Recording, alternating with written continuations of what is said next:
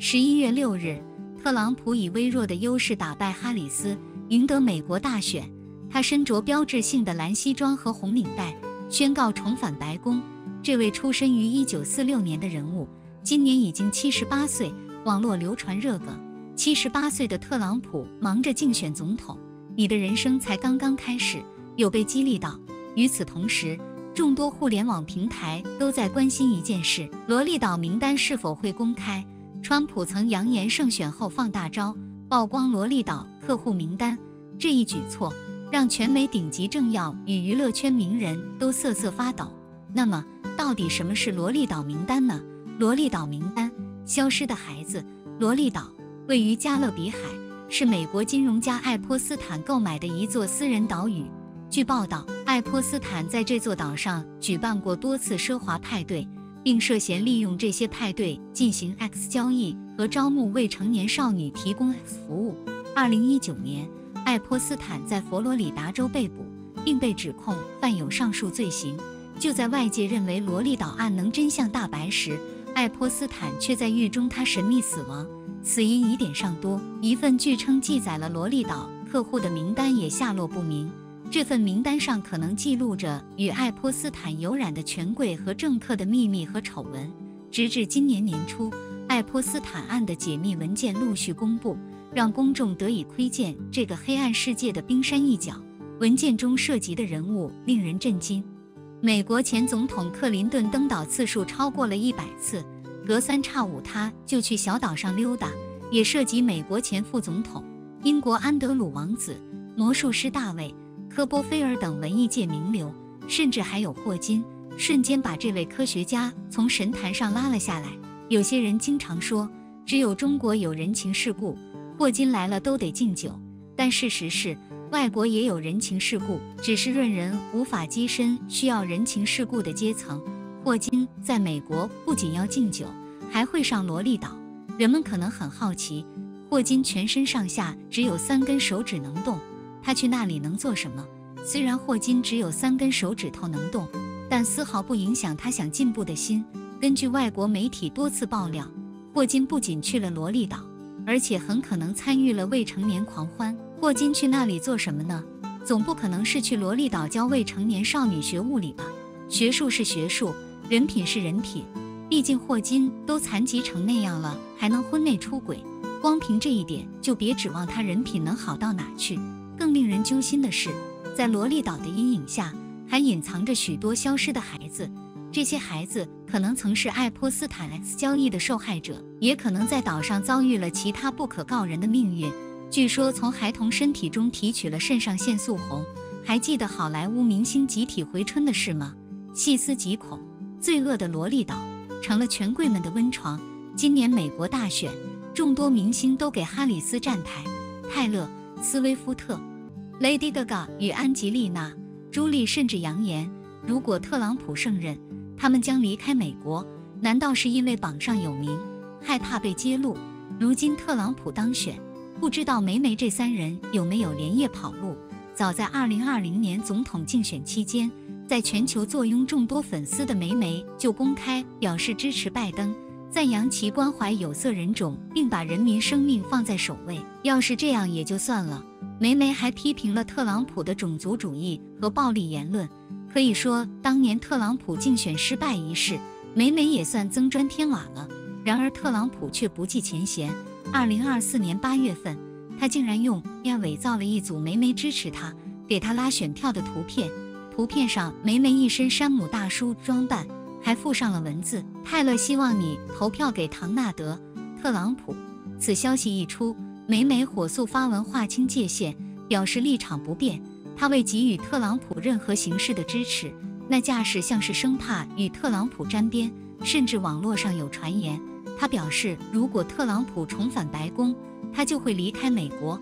而除了梅梅外，芭芭拉、史翠珊、麦莉、塞勒斯、索菲、特纳等美国名人也说过特朗普当选自己就出国的话。梅梅澄清的动态获得了1000多万个点赞。毕竟美国有1半以上的成年人是他的粉丝。对于梅梅的表态，特朗普9月15日发文回应：我讨厌泰勒·斯威夫特这样的你来我往，让这场总统大选充满了戏剧性。特朗普获胜后，据说梅梅光速删除了有关吹牛老爹的一切动态，这一举动有种此地无银300两之感，让人浮想联翩。当然，除了梅梅之外， Lady Gaga 也没能逃过。特朗普成功竞选总统后，美国娱乐圈一个大雷就诞生了。Lady Gaga 被曝拜登和吹牛老爹的秘密照片。Lady Gaga 一个火到中国的美国歌手，是国内无数歌手的偶像。话说，外国人开放私密照被曝也没什么，但这回可不同。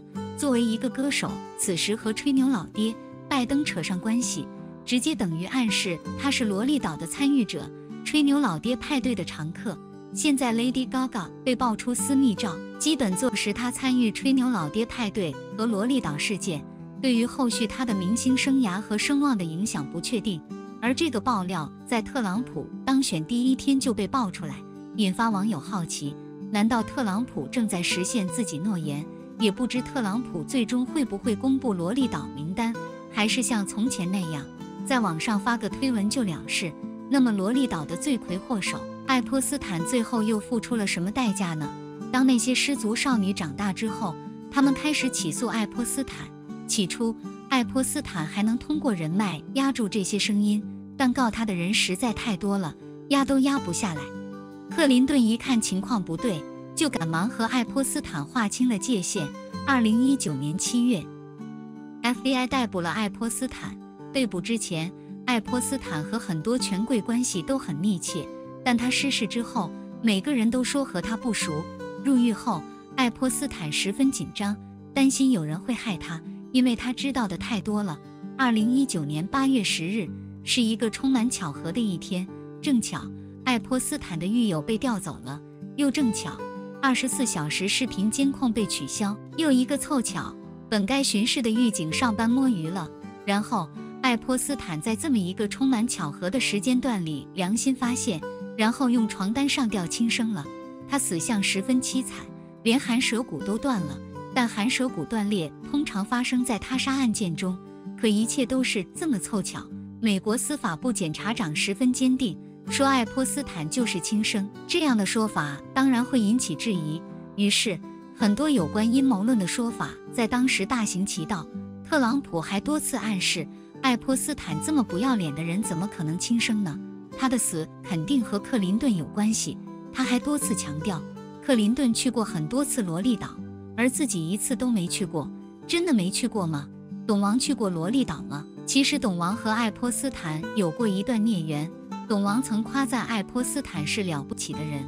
不过自从董王在2016年当选总统后，就开始刻意疏远爱泼斯坦。爱泼斯坦入狱后，董王也没有站出来帮他说话，反而对媒体说自己恨爱泼斯坦，恨得牙痒痒。根据爱泼斯坦案件第5批公开的文件来看，有受害者指控董王在萝莉岛对他实施强暴。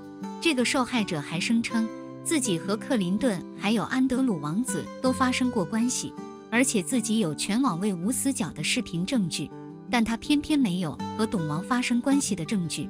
对此，董王一方也是极力否认，声称自己去岛上只是喝了瓶可乐。去过萝莉岛的朱福磊也表示，他在岛上见过董王，但是董王是以客人的身份登岛，并未发生任何不愉快的违法犯罪的事情。朱福磊还说自己简直不敢相信这个岛上还能发生不违法的事情。总得来说，董王去过萝莉岛，但应该没有做出突破道德底线的事情。但要说董王的道德水平高，那倒也不见得，毕竟他婚内出轨是事实，怎么也洗不白。而且他在当总统之前和爱泼斯坦关系很不错，经常商业互吹，而和这样的人混在一起，估计缺德的事情也没少做。但董王不爱参加集体活动，也就没留下证据。但董王对自己的身份有个明确的认知，之前当富豪的时候玩得花点也就算了，最多也是成为人们茶余饭后的谈资，但做了总统就不一样了，道德对于总统是加分项。所以对于爱泼斯坦这种不可回收垃圾，能离多远就离多远。总之，特朗普80%去过萝莉岛，但他为人谨慎，没有做出格的事情，凡事就怕对比，和一群恋童癖、强拒犯比起来，连董王这种老撇克都显得高尚起来，甚至可以说，董王是道德底线比较模糊，但岛上的人甚至没有道德。特朗普多次在公开场合暗示，如果自己能够赢得2024年的大选，将揭开那份堪称世界权贵黑名单的萝莉岛名单。如果特朗普真的选择曝光，可能会引发世界政界、商界、娱乐圈等多个领域的震动，甚至可能引发国际争端和外交风波，大家也是摩拳擦掌的期待。